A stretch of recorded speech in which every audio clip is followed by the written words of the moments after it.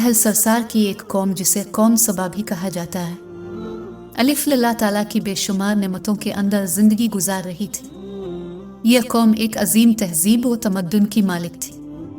हज़रत दाऊद अलैहिस्सलाम और हज़रत सुलेमान अलैहिस्सलाम की बाज़मत हुकूमतों के बाद उनकी हुकूमत ज़बान ज़द ख़ास व आम थी।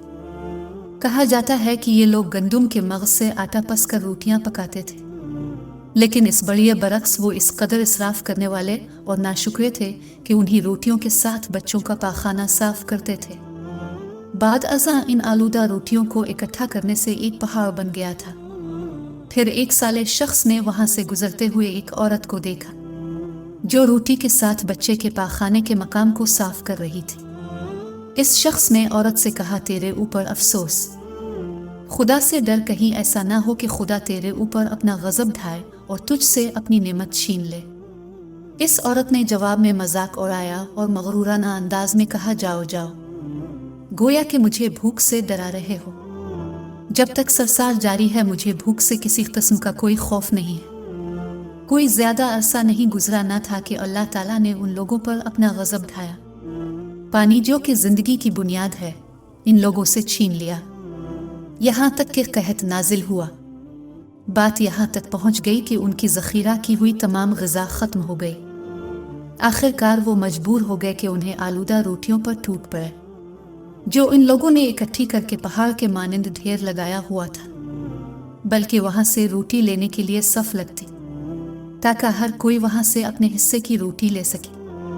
कुफरान नेमत, कहत और उनकी बदहाली के बारे में मुतअद्दिद रवायात मौजूद हैं। सूरा नहल की आयत नंबर 112 और 113 में यूं इरशाद होता है, और अल्लाह ने इस बस्ती की भी मिसाल बयान की है जो महफूज और मुतमईन थी।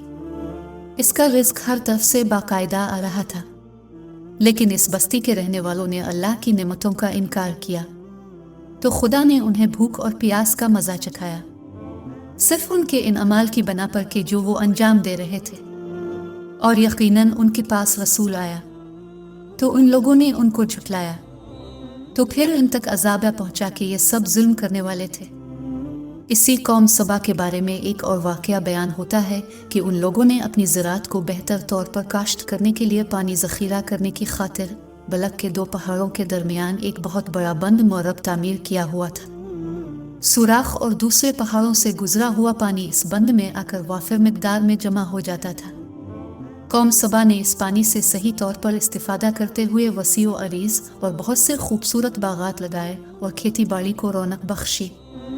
इन बागात के दरख्तों की शाखें इस कदर फलों से लदी हुई होती थीं कि कहते हैं कि अगर कोई शख्स सर पर टोकरी रखकर उनके नीचे से गुजरता तो फल खुद ब खुद टोकरी में गिरना शुरू हो जाते और कलील मुद्दत में टोकरी ताज़ा फलों से भर जाती।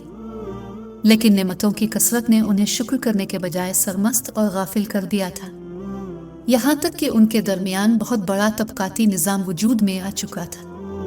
इनमें से साहिब इक़्तिदार लोगों ने कमज़ोरों और ज़ईफ़ों का खून चूसना शुरू कर रखा था, यहाँ तक कि इन लोगों ने खुदा से एक अहमकाना इल्तिमास किया जिसका जिक्र सूरा सबा की आयत नंबर 19 में मिलता है। उन्होंने कहा, खुदाया हमारे सफ़रों के दरमियान फासला ज़्यादा कर दे। उन्होंने अल्लाह ताला से ये इल्तिमास इसलिए किया ताकि गरीबों बेनवा लोगों, उम्रा और सरवतमंद उनके हमरा सफ़र ना करें।